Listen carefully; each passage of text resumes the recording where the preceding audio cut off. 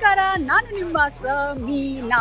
So ಇವತ್ತು Sunday ಅಂದ್ರೆ ಎಲ್ಲಿಗೆ ಹೋಗ್ತಾ ಇದ್ದೀನಿ ಗೊತ್ತಾ? ಇವತ್ತು ತಿಂಡಿಗೆ ದೊಡ್ಡ ಮನೆ ಊಟಕ್ಕೆ ಹೋಗ್ತಾ ಇದ್ದೀನಿ. ನೀವು ಬರ್ತೀರಾ? ಬನ್ನಿ ನನ್ನ ಜೊತೆ ಜಾಯಿನ್ ಆಗಿ. ಅಲ್ಲೇನೇನು ಸಿಗುತ್ತೆ ನಿಮಗೂ ತೋರಿಸ್ತೀನಿ. ಪಕ್ಕಾ ನಾಟಿ ಸ್ಟೈಲ್ ಇವತ್ತು.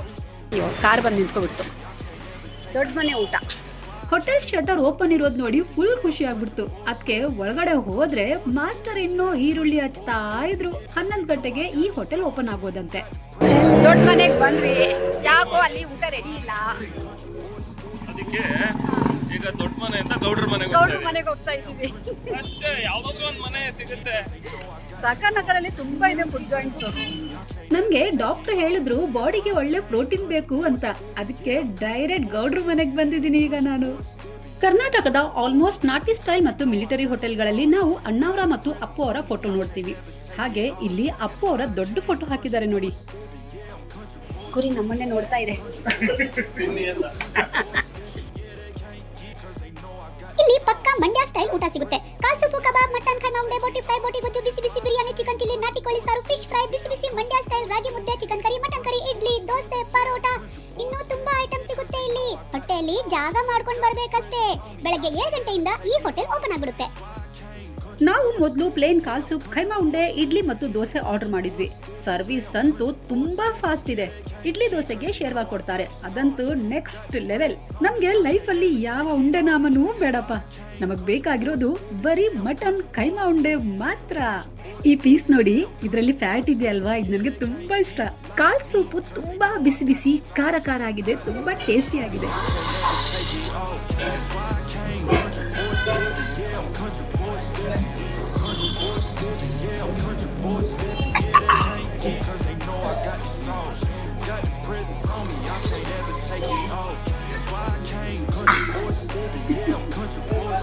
ಮಟನ್ ಫ್ರೈ ಯಾರಿಗಿಷ್ಟ ಇದು? ಮಾಡುವ ವಿಧಾನ ಗೊತ್ತಿಲ್ಲ, ತಿನ್ನುವ ವಿಧಾನ ಮಾಡುವ ವಿಧಾನ ಗೊತ್ತಿಲ್ಲ. ಬಿಸಿ ಬಿಸಿ ಇಡ್ಲಿ, ಗರಿ ಗರಿಯಾದ ದೋಸೆ ಜೊತೆ ಮಟನ್ ಲಿವರ್ ಫ್ರೈ ನೆಂಚ್ಕೊಂಡು ತಿಂತಾ ಇದ್ರೆ ಆ ಫೀಲಿಂಗೇ ಬೇರೆ. ಸಾಫ್ಟ್ ಇಡ್ಲಿ ಒಳಗಡೆ ಆ ಲಿವರ್ ಮಸಾಲೆ ಹೀರ್ಕೊಂಡಾಗ ಸಿಗೋ ರುಚಿ ಇದೆಯಲ್ಲ, ಅದು ಪಕ್ಕಾ ಅಮೃತ.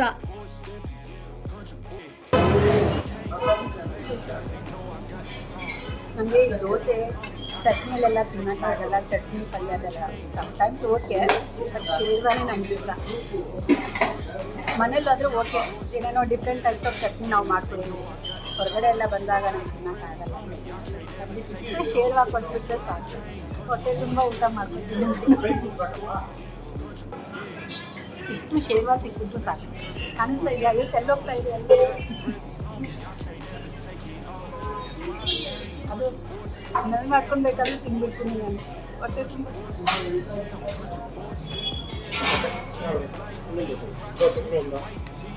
ಈ ಖೈಮಾ ಉಂಡೆ ಎಲ್ಲ 4 ಪೀಸ್ ಕೊಡ್ತಾರೆ ಅಲ್ಲ, ಲಾಸ್ಟ್ 3 ಜನ ಒಂದೊಂದು ತೊಗೊಳ್ತೀವಿ.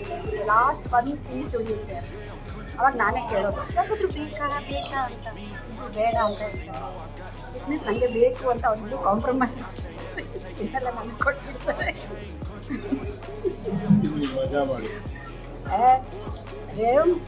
ನಾನ್ ವೆಜ್ ವಿಚಾರದಲ್ಲಿ ರೆಹಮಾನ್ ಜೊತೆ ಅವ್ರ ರೆಹಮಾನ್ ಪ್ಲೇಟಿಂದ ಏನು ಎತ್ಕೋಬಾರ್ದು. Bad experience. ನಾನು ಬಾಂಬೆಯಿಂದ ಬಂದ ಹೊಸದ್ರಲ್ಲಿ TV9 ಜಾಯಿನ್ ಆಗಿದ್ದೆ. ನನ್ನ ಫ್ರೆಂಡ್ ಪ್ರೀತಿ ಮನೆಗೆ ಅವಾಗ ಹೋಗ್ತಾ ಇದ್ವಿ. PG ಊಟ ಎಲ್ಲ ಸೆಟ್ ಆಗ್ತಾ ಇರಲಿಲ್ಲ. ಒಂದ್ಸಲ ಅವರಮ್ಮ ಒಳ್ಳೆ ಬಿರಿಯಾನಿ ಎಲ್ಲ ಕಬಾಬ್ ಎಲ್ಲ ಮಾಡಿ ನಮಗೆ ಊಟಕ್ಕೆ ಕರೆದು ಹೋದ್ವಿ ಅವ್ರ ಮನೆಗೆ. ಒಳ್ಳೆ ಬಿರಿಯಾನಿ ನನಗೆ ಇನ್ನೂ ಕೊಟ್ಟಿರಲಿಲ್ಲ. ಇವ್ರ ಪ್ಲೇಟಲ್ಲಿ ಕಬಾಬ್ ಇತ್ತು, ಬಿರಿಯಾನಿ ಎಲ್ಲ ಇತ್ತು. ಒಂದು ಹೊಸದ್ರಲ್ಲಿ ಇವ್ರ ಏನಂತಲೇ ಗೊತ್ತಿಲ್ಲ ನನಗೆ. ನಾನ್ ವೆಜ್ ವಿಚಾರದಲ್ಲಿ 2 ಪೀಸ್ ಕಬಾಬ್ ಇತ್ತು. ಅದರಲ್ಲಿ ಬಂದು ಎತ್ಕೊಂಡಿದ್ದು ನಾನು. ಇವಪ್ಪ ಎಷ್ಟು ಜಗಳ ಮಾಡಿದ್ದಾನೆ ಗೊತ್ತಾ, ಒಂದು ಕಬಾಬ್ಗೋಸ್ಕರ. ಅದೇ ಲಾಸ್ಟ್, ಫಸ್ಟ್ ಆ್ಯಂಡ್ ಲಾಸ್ಟ್. ಅವ್ರ ಪೇಟಿಂದ ಯಾವತ್ತೂ ನಾನು ನಾನ್ ವೆಜ್ ಬಿಟ್ಟಕ್ಕೆ ಹೋಗಲ್ಲ. ಯಾಕೆ ಜಗಳ ಮಾಡಿದ್ರು? ಕಬಾಬ್ಗೋಸ್ಕರ ಯಾರಾದ್ರೂ ಜಗಳ ಮಾಡ್ತಾರಾ?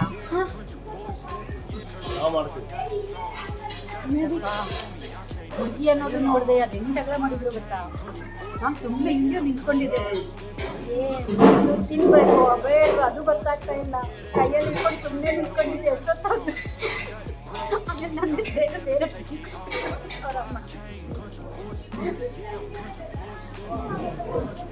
ಕಬಾಬ್ ಸ್ಟೋರಿ ಫಸ್ಟ್ ಕಬಾಬ್ ಸ್ಟೋರಿ. ಇಂಥ ತುಂಬ ಸ್ಟೋರೀಸ್ ಇದೆ, ಅವರು ಬ್ರೆಡ್ ಐಟಮ್ಸ್ ತಿನ್ನಲ್ಲ. Kebab is not only a food, it's an emotion. Kebab and biryani ಹುಡುಗಿ ಪ್ಲೇಟಿಂದ ಒಂದು ಏನೋ ಎತ್ಕೊಂಡಿದ್ದಾಳೆ ಪಾಪ, ಏನು ಗೊತ್ತಿಲ್ಲದೆ. ಯಾರಾದ್ರೂ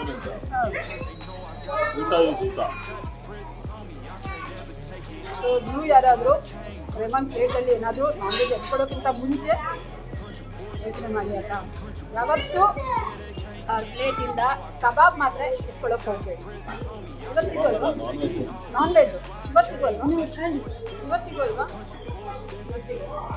ಮಗಳು ಅಷ್ಟೇ ತೊಗೋಬೋದು ಅವ್ರ ಪ್ಲೇಟಿಂದ, ಯಾರು ಬಿಟ್ಟಕ್ಕೆ ಚಾನ್ಸೇ ಇಲ್ಲ. No chance. Yeah, can't fool flexing cause they know I got the sauce. Got the prison on me, I can't ever take it off. That's why I came, country boy stepping, yeah, I'm country boy stepping. Country boy stepping, yeah, I'm country boy stepping. Yeah, they can't get like me. Nice food ಇದೆ.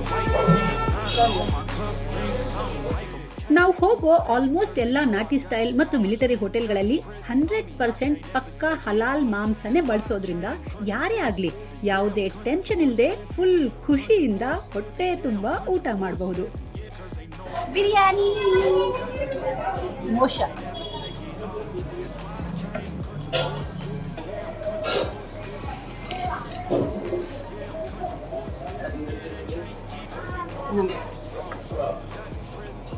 ಖಾರ full ಖಾರ.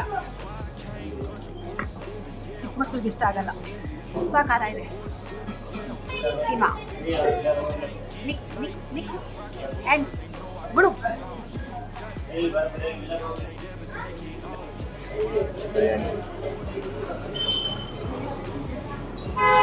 ಖಾರ ಇದೆಯಲ್ಲ, ಮೆಣಸಿನ್ಕಾಯಿ ಖಾರ, pepper ಖಾರ.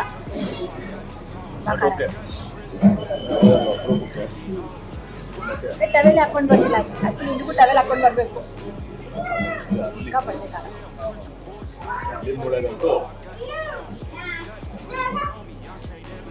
Thank you so much. ನಮ್ಮ first video ಅಷ್ಟು ವೈರಲ್ ಆಗಿರೋದು ನಾನು ಅಂದ್ಕೊಂಡೇ ಇರಲಿಲ್ಲ. ನನ್ನ ವಿಡಿಯೋ ನೋಡಿದವರಿಗೆಲ್ಲರಿಗೂ ಥ್ಯಾಂಕ್ ಯು ಸೋ ಮಚ್. ಪಾರ್ಟಿನಾ? ಯಾರಿಗೆಲ್ಲ ಪಾರ್ಟಿ ಬೇಕು ಕಾಮೆಂಟ್ ಮಾಡಿ. ನಮಗೆ ಕೊಡ್ಸಿಲ್ಲ ಒಂದಿನ ಪಾರ್ಟಿ ಕೊಡ್ತೀನಿ ನಾನು. ಇಡ್ಲಿ ಕೊಡಿಸ್ತೀನಿ, ಇಡ್ಲಿ ಮತ್ತು ಶೇರ್ವಾ.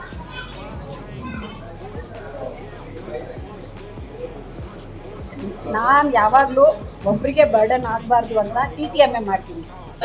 TTMM ಅಂದರೆ ತೂ ತೇರಾ ಮೇ ಮೇರಾ. ನೀನು ಏನು ಬೇಕಾದರೂ ತಿನ್ನು, ನೀನು ಕೊಡು. ಏನು ಬೇಕಾದರೂ ತಿನ್ನಿ, ನಂದು ನಾನು ಕೊಡ್ತೀನಿ. ಪಾರ್ಟಿ ಗಿಟಿ ಇಲ್ಲವ, ತಿನ್ನಕ್ಕೆ ದುಡ್ಡಿರಲ್ಲ. ಈ ಪಾರ್ಟಿ ಅಂತ ನನಗೆ ಈ ಊಟನೇ ಪಾಪ ಇವ್ರು ಕೊಡಿಸ್ತಾರೆ. ಖಾರ ಆಗ್ಬಿಡುತ್ತೆ.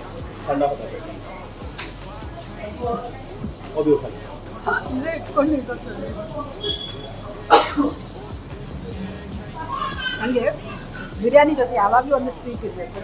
ಆವಾಗ ಬಿರಿಯಾನಿ ಸ್ವೀಟ್ ಅದಾದ ನಂತರ ಒಂದು ಬೀಡ, ಆವಾಗಲೇ ನಾನ್ ವೆಜ್ ಒಂಥರ ಕಂಪ್ಲೀಟ್ ಮೀಲ್ ಅನ್ಸೋದು. ಎಷ್ಟು ಮಾತಾಡ್ತಾ ಇದೀಯ ನೀನು? ಏನು ನಿನ್ನ ಹೆಸರು? ನಿನ್ನ ಹೆಸರೇನು ಹೇಳಲ್ವಾ? ನೀನೇ ಹೇಳ್ಬಿಡು. ಮನೋಜ. ಎಗ್ ದೋಸೆನಾ ನಿಮ್ಗೆ ಇಷ್ಟನಾ? ಅವನು ಇನ್ನೊಬ್ಬ ನಿಮ್ಮ ಅಣ್ಣನಾ? ತಮ್ಮನ? ನೀನು ಹೇಳಲ್ವಾ ಹೆಸರು? ತಿಂಡಿ ತಿನ್ನಲ್ವಲ್ಲ ನೀನು? ತಿಂಡಿ ತಿನ್ನಲ್ವಾ? ಊಟ ಮಾಡಲ್ವಾ?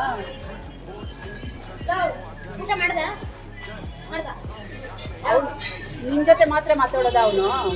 ಸ್ಟ್ರೇಂಜರ್ಸ್ ಜೊತೆ ಮಾತಾಡಲ್ಲ. ಮೊಸರನ್ನ ಚಿಚ್ಚು ತಿನ್ನಲ್ವಾ? ಚಿಚ್ಚು ಊಟ ಆದ್ಮೇಲೆ ನೀವು ಬೀಡಾಗೋಸ್ಕರ ಹೊರಗಡೆ ಹುಡುಕೊಂಡು ಹೋಗೋ ಅಗತ್ಯ ಇಲ್ಲ. ಇಲ್ಲೇ ಮಗಾಯಿ ಬೀಡ ಇದೆ, ಹಾಗೆ ಐಸ್ ಕ್ರೀಮ್ ಕೂಡ ಇದೆ. ಅದನ್ನ ಬೇಕಾದ್ರೂ ತಗೊಂಡು ತಿನ್ಬಹುದು.